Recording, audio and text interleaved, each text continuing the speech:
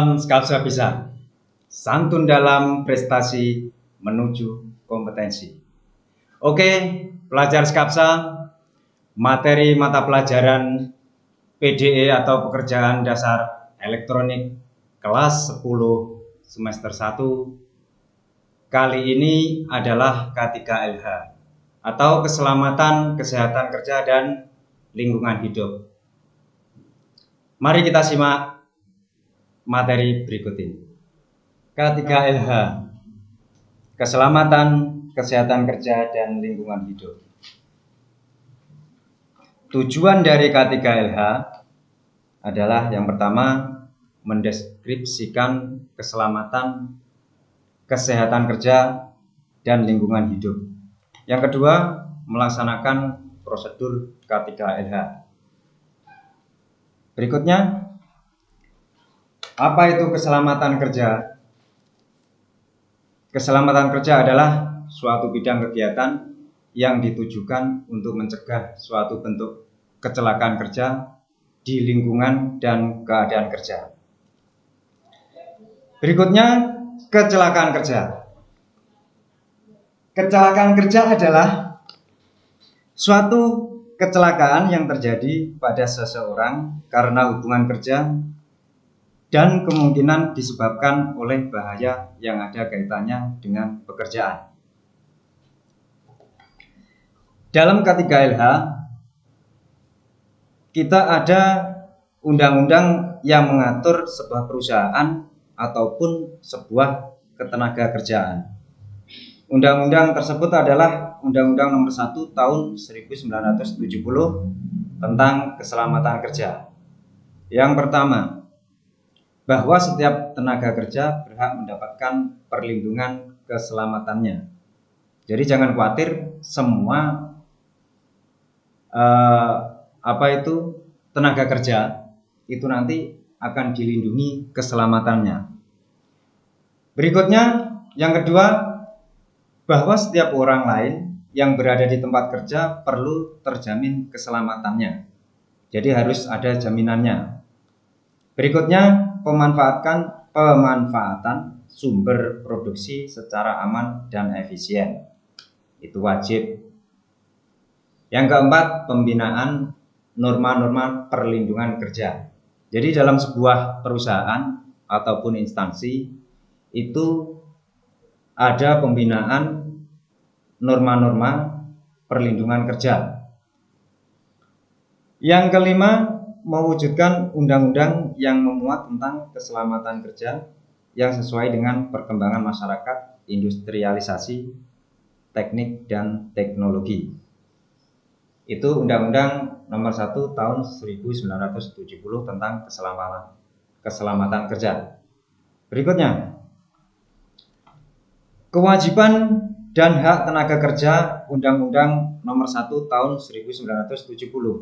Yang pertama, memberi keterangan yang benar bila diminta oleh pegawai pengawas atau ahli keselamatan kerja. Jadi, karyawan ataupun tenaga kerja harus memberikan dokumen-dokumen atau keterangan yang jelas. Berikutnya, memakai alat pelindung diri yang diwajibkan. Alat pelindung diri itu wajib dipakai karyawan ataupun tenaga kerja. Kenapa? Karena kalau tidak dipakai, otomatis nanti karyawan ataupun perusahaan tersebut akan kena sanksi. Yang berikutnya, memenuhi dan mentaati semua syarat K3LH yang diwajibkan. Jadi semua tenaga kerja dalam sebuah perusahaan atau industri itu wajib memenuhi dan mentaati semua K3LH yang ada di perusahaan tersebut. Yang keempat, meminta pengurus agar dilaksanakan semua syarat-syarat K3LH yang diwajibkan, ataupun perusahaan tersebut memberi peraturan-peraturan yang diwajibkan untuk seorang karyawan atau tenaga kerja. Berikutnya, menyatakan keberatan kerja pada pekerja di mana tempat kerja serta alat-alat pelindung diri yang diwajibkan diragukan. Jadi pekerja di sini bisa komplain atau menyatakan keberatan pada pekerjaannya kalau dirasa alat-alat yang dipakai atau tempatnya itu meragukan. Seperti itu. Berikutnya contoh keselamatan memasuki dan bekerja di dalam ruangan sentral pembangkit tenaga. Oke, kalau di sini berarti kita sudah masuk ke ranah kelistrikan. Yang pertama, menggunakan pakaian dinas. Itu wajib. Tidak mungkin kan kita kalau ke sebuah perusahaan kita tidak pakai baju, ya. Otomatis kita pakai pakaian dinas. Berikutnya, menggunakan sepatu kulit yang telapaknya tidak dipakai paku cermai atau pakunya tidak menonjol. Nah, itu penting sekali. Kenapa pakai sepatu kulit? Supaya nanti kalau terjadi arus bocor dalam pembangkit tersebut, jadi kita aman saja. Berikutnya, menggunakan sarung tangan kulit pendek. Ini juga sangat penting sekali. Kenapa kita pakai sarung tangan dalam dunia kelistrikan, terutama dalam sentral pembangkit tenaga listrik? Itu kalau kita bekerja supaya tidak terjadi secara langsung ataupun tidak langsung hubung singkat, kita bekerja menggunakan sarung tangan kulit. Berikutnya yang keempat, menggunakan alat pelindung telinga.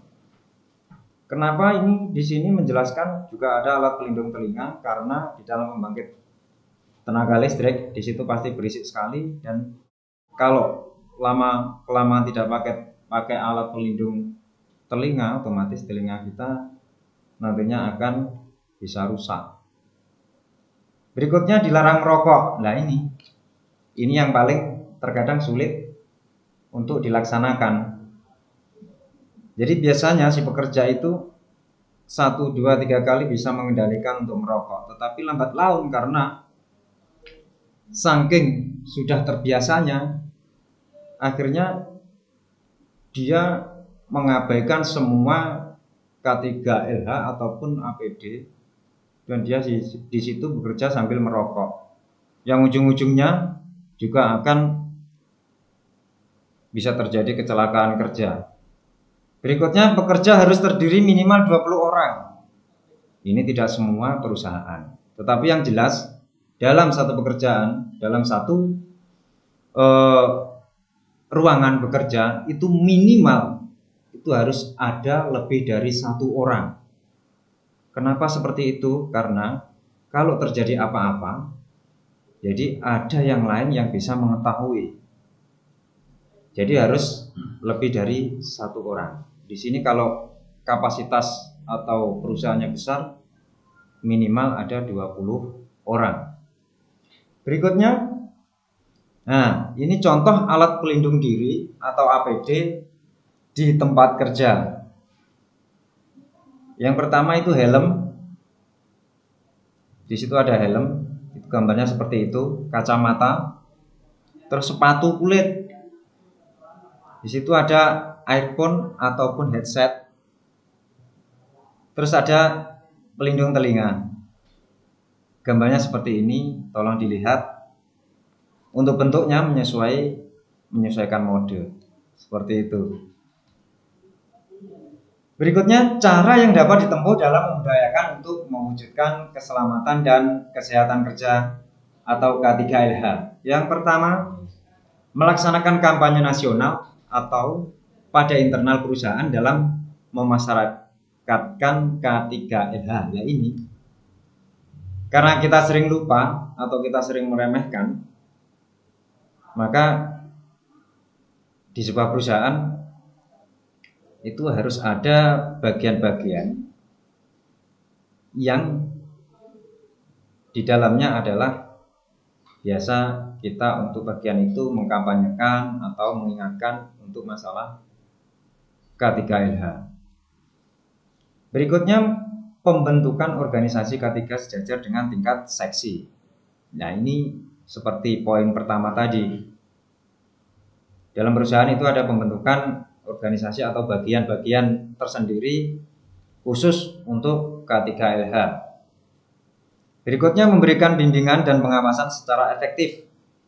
Bisa dilakukan mungkin dalam bentuk harian, di situ bentuk mingguan, ataupun bentuk bulanan. Bisa secara dikumpulkan ataupun dalam memberikan bimbingan tersebut, pihak-pihak tingkat seksi organisasi K3 tersebut datang ke bagian-bagian seksi untuk mengkampanyekan K3LH tersebut.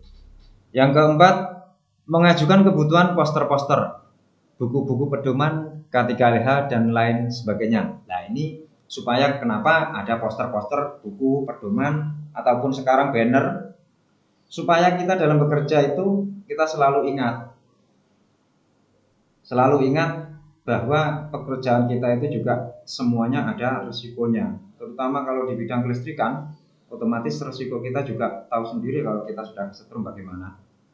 Seperti itu. Yang terakhir adalah melengkapi alat pengaman kerja. Ini sangat penting sekali.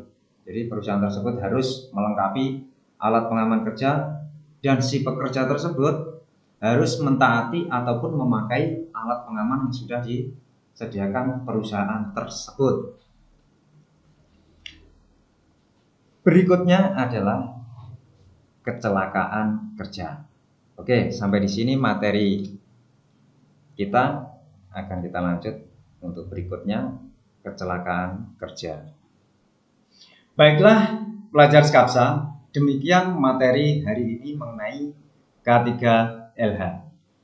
Dan sampai bertemu kembali di pertemuan berikutnya. Jangan lupa like dan komen untuk mendukung program ini. Klik subscribe dan tekan tombol lonceng supaya tidak ketinggalan informasi. Dan share jika menurut kalian video ini bermanfaat untuk orang lain. Salam Skapsa Bisa. Sekolah berbudaya, industri berkarakter wirausaha menjadi idola Kediri Raya.